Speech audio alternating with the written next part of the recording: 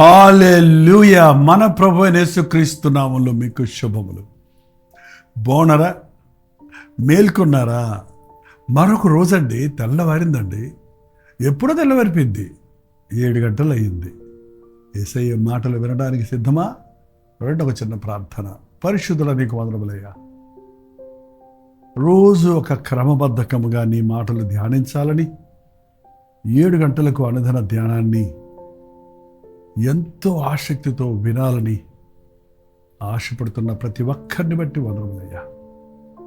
ఆశ కలిగిన ప్రాణాన్ని తృప్తిపరిచేదేవా, మా గాయాలు మాన్పేవాడా, మా బాధలు తీర్చేవాడా, మా సమస్యలను పరిష్కరించే ప్రభువా, మా కన్నీరు తుడిచే యేసయ్యా నీకు వందనములు. ఈరోజు మాతో మరొకసారి మాట్లాడమని క్రీస్తు నామములో అడుగుచున్నాను తండ్రి, ఆమేన్. పొద్దున్నే ఏంటండి బాధలు, కష్టాలు, కన్నీరు అంటారా? అవునండి. కొంతమంది ఏడుస్తూనే పడుకుంటారు, ఏడుస్తూనే నిద్రలేస్తారు. చూసారా? మన ఏడ్పును యేసయ్య పాదాల దగ్గర కుమ్మరించేస్తే ప్రశాంతంగా మనం ఉండగలుగుతాం. అందుకే మీ కోపము సూర్యుడు అస్తమించే వరకు ఉండనివ్వకండి అన్నాడు. కోపం అనే మాటకి అర్థము ఏదో గయమని కోప్పడతామనే కాదు, కానీ ఎవరి మీద ఆయాసము, ఒక విధమైన బాధ, క్షమించలేని మనసు, లేక మీకు కలిగిన నిందల అవమానాలను బట్టి చింతిస్తూ కూర్చునేది, ఇవన్నీ కూడా మనల్ని నిద్ర పట్టకుండా చేస్తాయండి. అందుకనే పడకు వెళ్ళక ముందే మన హృదయాన్ని దేవుని సన్నిధిలో సరి చేసుకోవాలి. మీరు నిద్రకు వెళ్ళక ముందు, పడుకునే ముందు ప్రార్థించుకుంటారా? మీ బలహీనతలను మీరు ప్రభు దగ్గర ఒప్పుకొని, ప్రభు రక్తంలో కడగబడ్డామన్న విశ్వాసంతో ప్రశాంతంగా పడక చేరతారా? ఓహో, రేపటి గురించి సమస్యనా? అవును, తెల్లారితే అది చేయాలి, ఇది చేయాలి, ఆ బిల్లు కట్టాలి, ఈ బిల్లు కట్టాలి, అక్కడికి వెళ్ళాలి, ఇక్కడికి వెళ్ళాలి, ఇన్ని పనులు చేయాలని కొందరు రాత్రంతా కలత నిద్రతోనే ఉంటుంటారు. మీ పనుల భారము యెహోవా మీద మోపము అని దేవుని వాక్యం చెబుతుంది. రేపటి గురించి చింతించొద్దు అని కూడా ప్రభు అంటున్నాడు. రేపటి గురించి ఆలోచించుకుంటుంది. ప్రభు మీద నీ భారం వేస్తే ఈ నిన్న, నేడు, రేపు నిరంతరము ఏకరీతిగా ఉన్న దేవుడు మనల్ని ఎప్పుడూ విడిచిపెట్టడండి. కాబట్టి ప్రతిసారి మనం పడకు వెళ్ళక ముందు ప్రార్థనతో మన హృదయాలు సరి చేసుకుందాం. పొద్దున్నే లేచిన వెంటనే ప్రభువును స్తుతిద్దాం. స్తుతితో మీ దినచర్య ప్రారంభించినప్పుడు దేవుని కంచె కాపుదలలో మీరుంటారు. ఎలా ఉన్నారు? మా బాధ అది కాదండి. మరేంటో వాళ్ళు ఇలా అన్నారండి నన్ను, వాళ్ళన్న మాటలు నా గుండెను పుండు చేసేయండి, వాళ్ళన్న మాటలతో నా గుండె పగిలిపోయింది, నిందకు నా హృదయము, నా గుండె పగిలిపోతుంది, అపనిందలు నేను భరించలేకపోతున్నాను, వాటినే తలంచుకొని కుమిలిపోతున్నాను అంటున్నారా? కొందరి పరిస్థితి అలాగే ఉందండి. ఎవరో ఏదో మనల్ని అన్నారని, కొన్నిసార్లు ఉన్నమాటే అది. ఉన్నమాట కూడా మనం స్వీకరించడం కష్టమే కదా. మన బలహీనతని ఎవరైనా ఎత్తి చూపించినప్పుడు అది మనకు బాధ కలుగు చేయకూడదండి. భలే చెప్పాడని దాన్ని సరిచేసుకోవడానికి సంతోషపడాలి. వైద్యుడి దగ్గరికి వెళ్ళినప్పుడు మన బలహీనతను ఎత్తి చెప్తాడు, చెప్పకుండా వైద్యం చేస్తాడా? మన బలహీనత మనం తెలుసుకున్న రోజు దానికి నివారణ ఉంది. అలాగే మనల్ని ఎవరైనా ఒకవేళ మన మీద నేరాలు మోపినా, మనల్ని విమర్శించినా, దాని గురించి మీరు భయపడిపోతూ, బాధపడిపోతూ కృంగిపోవాల్సిన అవసరం లేదు. ఓకే, అనవసరంగా అంటున్నారా?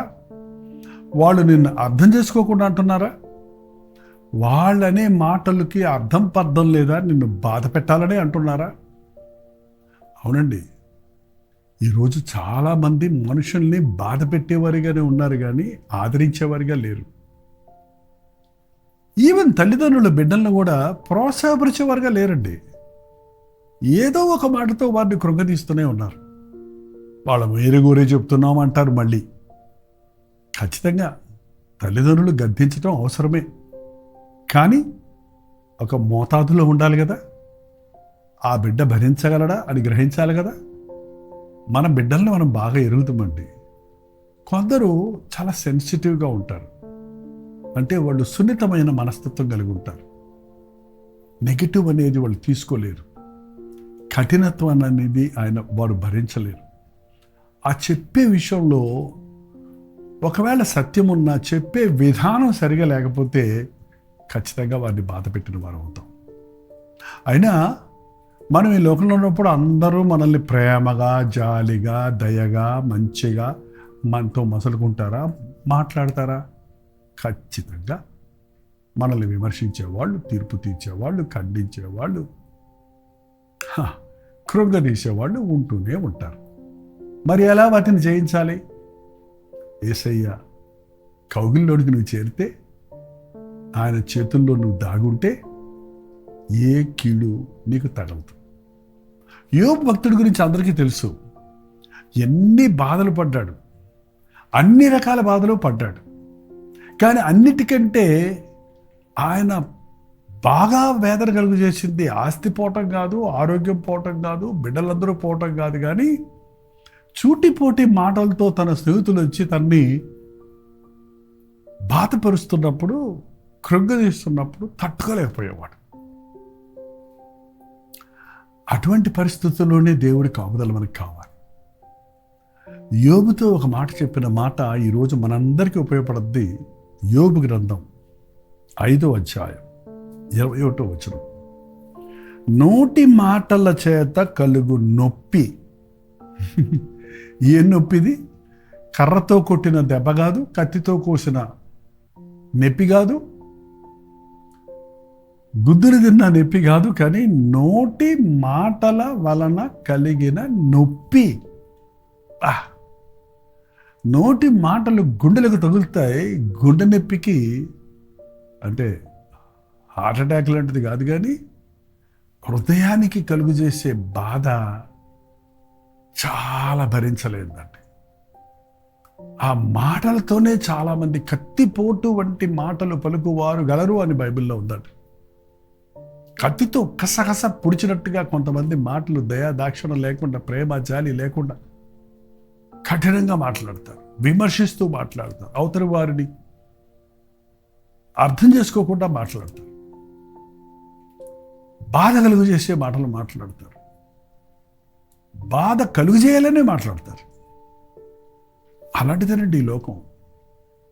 అసలు ఈ రోజుల్లో మనం చూస్తున్నాం, ప్రపంచంలో మనుషులు మాట్లాడుకునే విధానాలు చూస్తే, ఇన్క్లూడింగ్ మన రాజకీయవేత్తలు, మన దేశాన్ని పరిపాలించే ఉన్నతమైన ఆ యొక్క పవిత్రమైన ప్రభుత్వాలు శాలలు అంటారు చూడండి, లోక్సభ, రాజ్యసభ అని చాలా గొప్ప స్థలాల్లో కూడా నీచమైన మాటతో, చిన్న చిన్న అవసరం లేని విషయాలతో ఒకరినొకరు కించపరుచుకోవడం, ఒకరినొకరు కృంగు తీసుకోవడం చూస్తున్నాం. అది వాళ్ళకే కాదు, ఇవాళ మన ఇళ్లలోనే చూస్తున్నాం. ఎంతమంది పురుషులు ఈ రోజున ప్రేమతో తన భార్యతో మాట్లాడుతున్నారు? భార్యను ఎన్నడూ మెచ్చుకునేవాళ్ళు లేడేమో, కానీ రోజు సూటిపోటి మాటలతో కృంగదీసేవాళ్ళు బోల్డ్ మంది ఉన్నారు.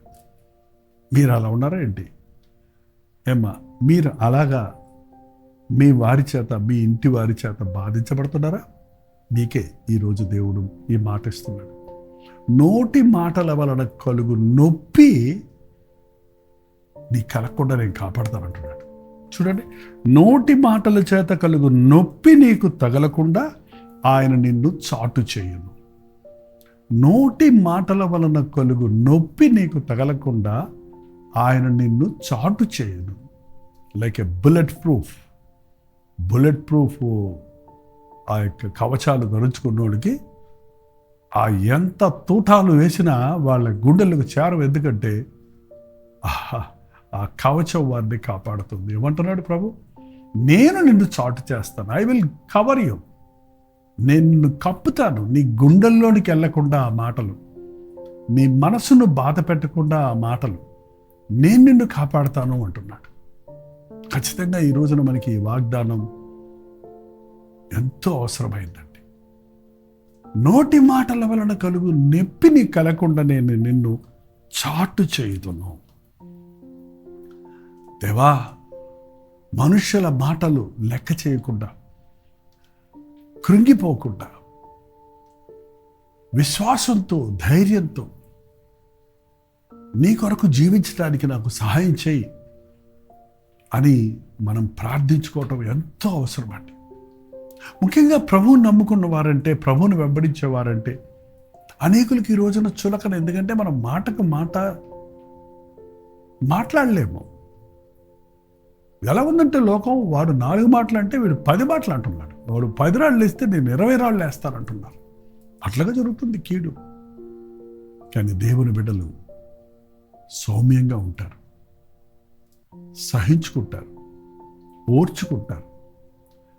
అంటే అన్ని మాటలు పడి నేను ఓర్చుకున్నానని కుమిలి ఏడవటం, ఓర్చుకోవటం కానే కాదండి. ఆ మాటలు మనసులోకి తీసుకొని వేదన పడుతూ ఉన్నావంటే నువ్వు ఓడిపోయావని అర్థం. ఆ మాటలను ప్రభువు నీకు తగలకుండా, వాటి నుండి నీవు విడిపించబడడానికి, లేక వాటికి స్పందించకుండా ఉండడానికి ప్రభువు నిన్ను చాటు చేస్తాడన్నాడు.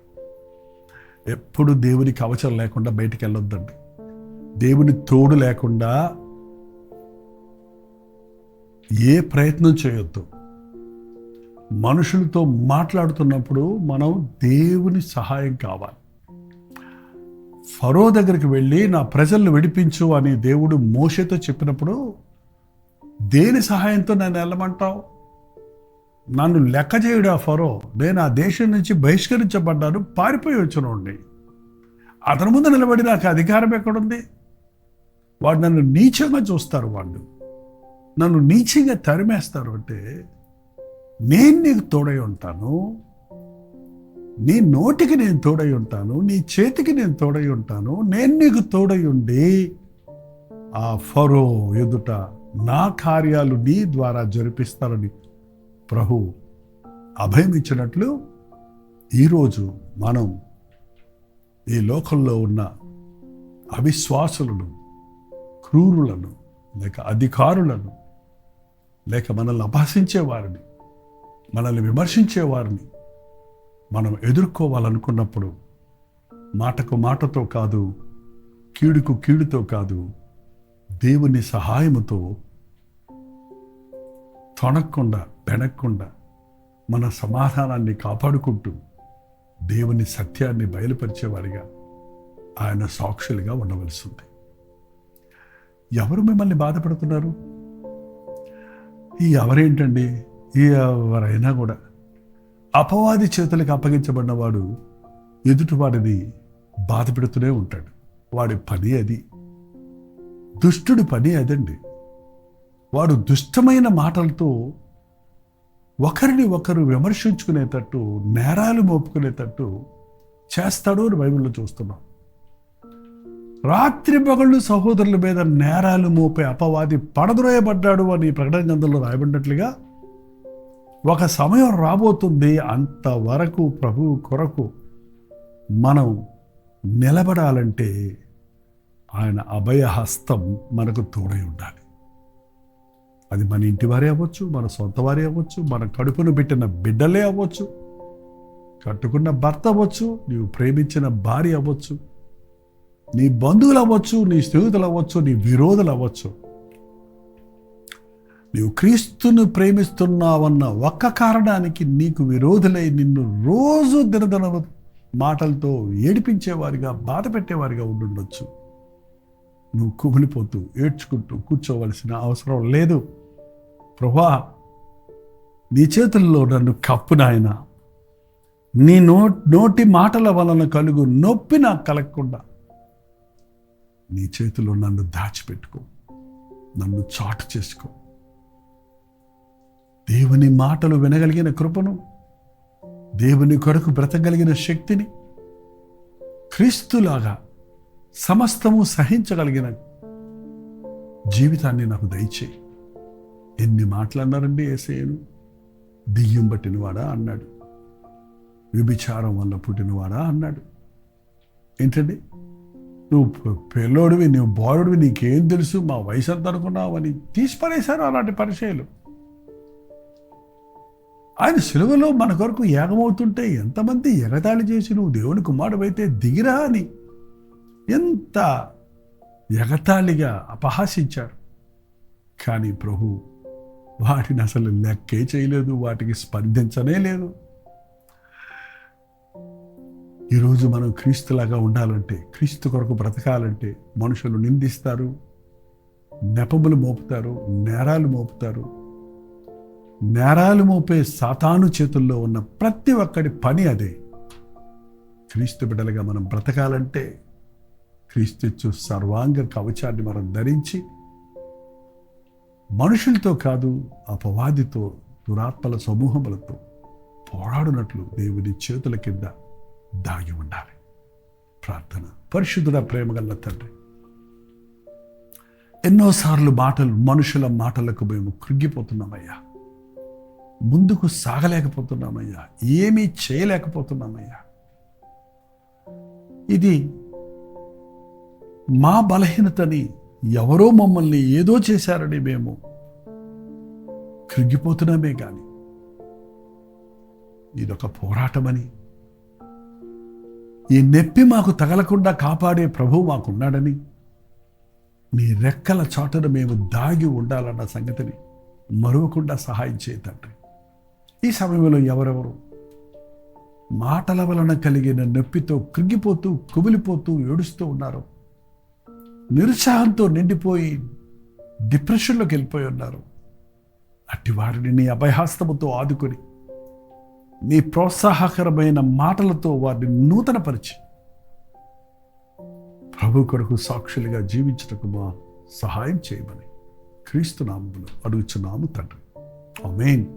మన తండ్రి అయిన దేవుని యొక్క ప్రేమయు, కుమారుడైన క్రీస్తు యొక్క కృపయు, ఆదరణకర్త అయిన పరిశుద్ధాత్మ యొక్క సహవాసం కూడి వచ్చిన మనందరికీ ఇప్పుడు సదాకాలం తోడై ఉండును గాక. ఆమేన్. దేవుని స్తోత్రం. మీ ప్రార్థన వసతులు భారాలు 954041కి లేకపోతే 9100100088 నెంబర్కు టెక్స్ట్ లేక వాయిస్ మెసేజ్ ద్వారా వాట్సాప్ పెట్టండి. మీరు ప్రతిదీ మేము పరిశీలిస్తున్నాం, మీకోసం ప్రార్థిస్తున్నాం. మీరు కూడా ప్రార్థించండి.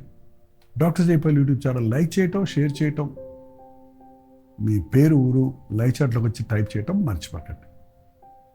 మీకోసం అనేక సార్లు అనేక పోస్టులు యూట్యూబ్లో, ఫేస్బుక్లో, ఇన్స్టాగ్రామ్లో కూడా పోస్ట్ చేస్తున్నాం. వీక్షించండి, దైవ దీవెనలు పొందండి. ఇప్పుడు ఉచితమైతే మధ్యాహ్నం 3 గంటలకు హెచ్చరిక, అలాగే రాత్రి 9 గంటలకి లైవ్లో మళ్ళీ కలుసుకుందాం. అంతవరకు దేవుని మహాకృప మీకు తోడైనది గాక.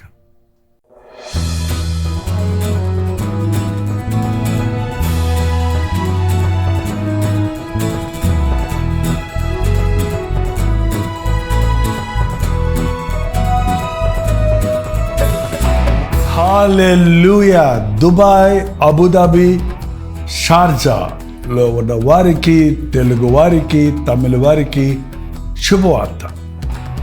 ఈ రోజుల్లో తెలుగు, తమిళ్, హిందీ, మలయాళం అనుదిన ధ్యానాలు 4 భాషల్లో ప్రతిరోజు వినిపిస్తున్నాం. మీలో అనేకులు దుబాయ్, అబుదాబి, షార్జాలో ఉన్నవారు, తెలుగువారు, మరి ఇతర భాషల వారు కూడా ఈ అనుదిన ధ్యానాలు విని దీవించబడుతున్నామని వాట్సాప్ల ద్వారా తెలియజేస్తున్నారు. మీలో కొందరు జూమ్లోకి వచ్చి మాట్లాడుతున్నారు. మిమ్మల్ని నేరుగా ముఖాముఖిగా చూసి మీ కొరకు ప్రత్యేకంగా ప్రార్థించాలని, మిమ్మల్ని ఆధ్యాత్మికంగా బలపరచాలని దుబాయ్ వస్తున్నాం.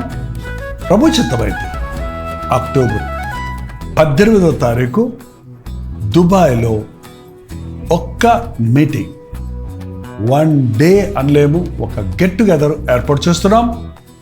రండి, పాల్గొనండి, ఉజ్జీవించబడండి. వ్యక్తిగతంగా మిమ్మల్ని చూడటానికి, ప్రార్థించడానికి అవకాశాన్ని కలుగజేయండి. మీరు ఏ చర్చ్ వారైనా, ఏ డినామినేషన్ వారైనా సోషల్ మీడియా ద్వారా వాక్యం వింటున్న వారైనా, ఇంతకు ముందే మీరు నన్ను ఎరిగిన వారైనా, మేము అందరినీ ప్రేమతో ఆహ్వానిస్తున్నాం. దయచేసి గమనించండి, మిమ్మల్ని ఆధ్యాత్మికంగా బలపరచాలనే ఏక ఉద్దేశంతో మాత్రమే దుబాయ్ వస్తున్నాం. సంఘం పెట్టాలనో మిమ్మల్ని కలవరపరచాలనో కాదు. కాబట్టి దైవజనులు, పాస్టర్లు మీరందరూ నాకు తెలుసు, మీరు కూడా మిమ్మల్ని కూడా ప్రేమతో ఆహ్వానిస్తున్నాం. రండి, మనందరం కలిసి మన దేవుని నామాన్ని మహిమపరుద్దాం. ఈ అంచెదినాల్లో ఉన్నాం. ఏక హృదయంతో ప్రార్థించి దేవుని నామాన్ని ఈ దేశాలలో మహిమపరచినట్లుగా ఆయన యుద్ధ నుండి గొప్ప కార్యాల కొరకు ఎదురు చూద్దాం. చిరునామా గమనించండి, Pakistan association hall, street number 11B, Oud Metha road, Bur Dubai, Dubai. ఇంకా విషయమే మీకు వివరాలు కావాలంటే ఈ కింద ఉన్నటువంటి ఫోన్ నెంబర్కి మీరు కాంటాక్ట్ చేయండి, లేదా SMS పెట్టండి, ఈమెయిల్ చేయండి, లేక వాట్సాప్ చేయండి. కనిపెట్టి మళ్ళీ ప్రయత్నించండి. తప్పకుండా మీ ఫోన్ ఎత్తి మీకు అడ్రస్ వివరాలు తెలియజేస్తారు. అలాగే లింక్ పంపించడానికి మీరు సహకరించగలరు. తప్పకుండా రండి. ఒక్క మీటింగ్ కోసం ఎంతో ప్రయాసపడి మీకోసం ఆధ్యాత్మికంగా మిమ్మల్ని బలపరచడం కోసం ప్రభు చిత్తంలో, ప్రభు ఇచ్చిన ప్రేరేపణ బట్టి చెన్నై నుంచి దుబాయ్ వస్తున్నాం. అక్టోబర్ 18వ తారీఖు సాయంత్రం 5 గంటల నుంచి గ్యాదర్ అవుతున్న ఈ గ్యాదరింగ్లో మొదటి నుంచి చివరి వరకు ఉండి ముఖాముఖిగా మిమ్మల్ని చూడటానికి, ప్రార్థించడానికి అవకాశాన్ని కలుగుతుంది. తప్పకొస్తారు కదా.